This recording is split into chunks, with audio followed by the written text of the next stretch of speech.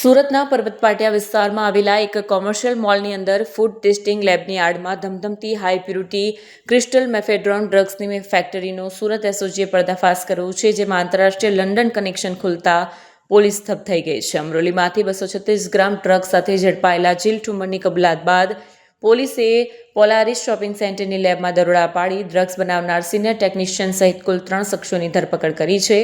લંડનમાં બેઠેલા માસ્ટર માઇન્ડના ઇશારે અને ફાઇનાન્શિયલ મદદથી શહેરમાં જ નશાનું ઝેર તૈયાર કરી યુવાધનને રવાડે ચડાવવાના આ કાવતરામાં પોલીસે 2.92 લાખનો મુદ્દામાલ તૈયાર ડ્રગ્સ અને જ્વલનશીલ કેમિકલનો જથ્થો જપ્ત કરી વધુ તપાસ હાથ ધરી છે.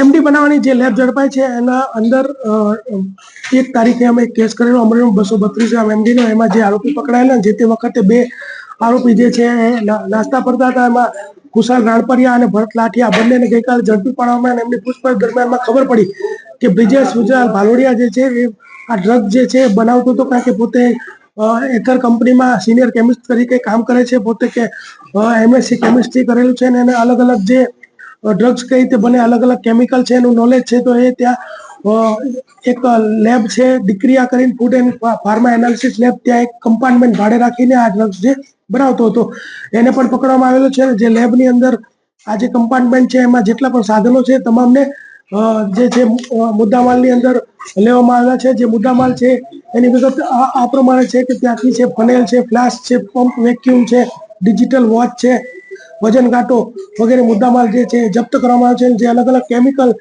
જે ત્યાંથી મળ્યા છે, કેમિકલના જે નામ આ રીતના છે કે ટોલ્યુન્સ કેમિકલ, પ્રોપિનોલ ક્લોરાઇડ, AlCl અને મિથાઇલ એમાઇન એવા અલગ અલગ કેમિકલ ત્યાંથી મળી આવે છે. વિદેશમાં બેઠેલો વ્યક્તિ કોણ?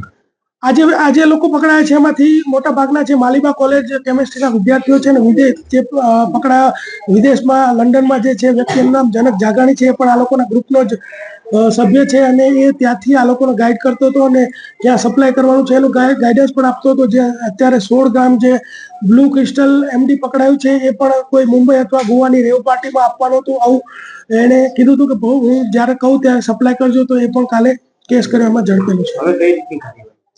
હવે એની ડીપમાં આ લોકોની પૂછપરછ કરવામાં આવશે, એના રિમાન્ડ લેવામાં આવશે તથા જે જનક જાગાણી છે જે લંડનમાં છે એની ઇન્ટરનેશનલ લો મુજબ કાર્યવાહી કરવામાં આવશે.